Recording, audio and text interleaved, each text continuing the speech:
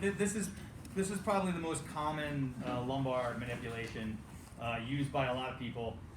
This is called Chicago roll manipulation. This table's a little low for me to do this comfortably, but I'm going to try my best. So what you're going to do is you're going to set the patient up kind of like a banana, all right? So you're going to have their hips come close to you. Their legs are going to go away from you. Some people cross the ankles, and their shoulders go away from you. So they're bent like a U or a banana away from you. Their hands go behind their head. They do not need to link their fingers behind their head if they can't do that or if that's uncomfortable for them. They just need to be able to support their head and their fingers. So if somebody's really tight or has shoulder problems or something like that, they don't need to be locked back like that. They can be here. That's okay. Just as long as you can use their arm to leverage them, which is what you're going to have to do. All right? So the manipulation is me taking their arm. I gotta bring it back over this way. Vinny's wide.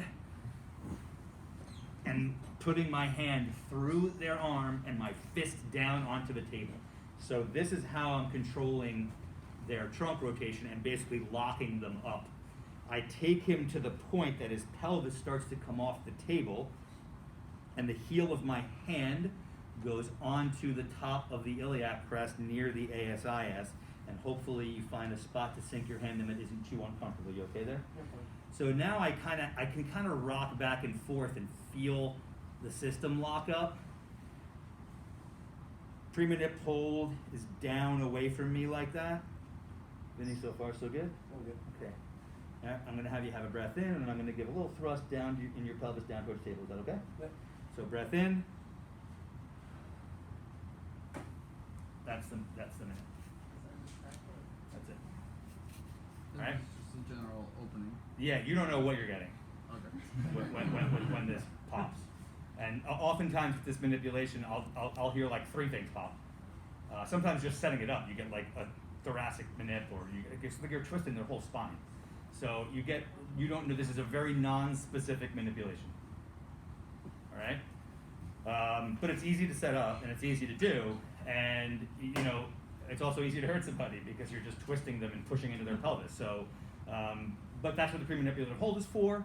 You set it up carefully, take your time, rotate them slowly, don't rush into it, and get a feel for what their body is like.